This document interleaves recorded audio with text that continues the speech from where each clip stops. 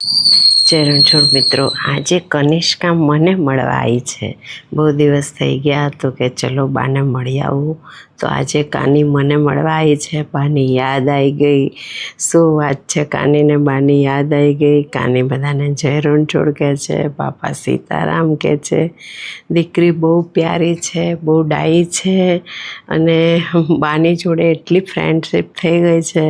તો અને રમીલાબેન તો મોટા જોડે મોટા, નાના જોડે નાના અને છોકરા જોડે છોકરા જેવા થઈ જાય છે. કાનો પણ મને મળવા આવ્યો છે. દવાખાનામાંથી સીધા મારા ઘરે આવ્યા હતા અને મેં એક વિડીયો ઉતાર્યો.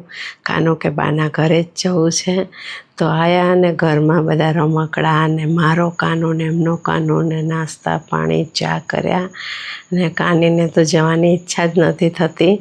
મેં કીધું કાની અહીંયા જ રોકાઈ જાય, પણ સ્કૂલ ચાલુ થાય છે એટલે કાની જવાનું કહે છે. વિડીયો 4-5 દિવસ અઠવાડિયા પહેલાંનો છે, પણ મને ટાઈમ નહોતો મળતો એટલે મેં હમણાં વિડીયો નાખ્યો છે. કાનીની મમ્મી છે, કાનાના પપ્પા તો છે નહીં.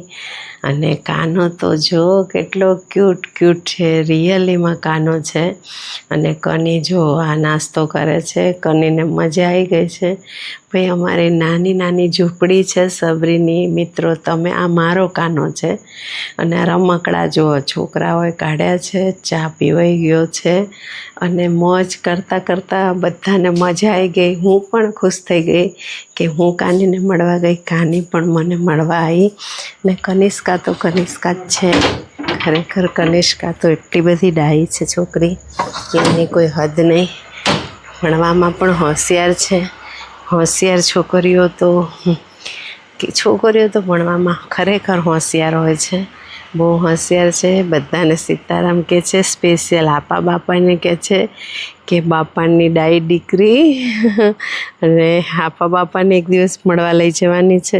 બધા યુટ્યુબરને યાદ કરે છે ને કાની મારી લાઈવમાં પણ હોય છે બધા. અને આ છે મમતાબેન લઈને આવ્યા કાનીને આવવું હતું તો અમે અહીંયા બેઠા છીએ લાસ્ટ રૂમની અંદર અને બધા મોજ કરે છે, મસ્તી મજાક.